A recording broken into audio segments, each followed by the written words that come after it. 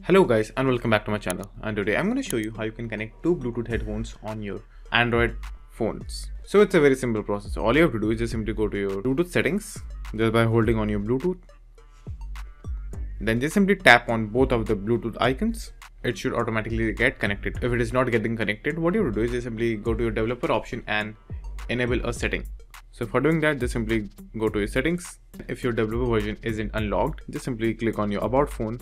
Then just simply tap 7 times on your Android version and you should become the developer. Now after that, just simply search for developer mode over here. Then open developer options.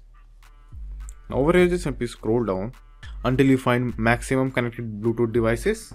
So just simply click over here and choose more than 2 devices, and after that you should be able to connect 2 devices on your phone. So that's it, and thank you for watching, and do like and subscribe to my channel, and take care.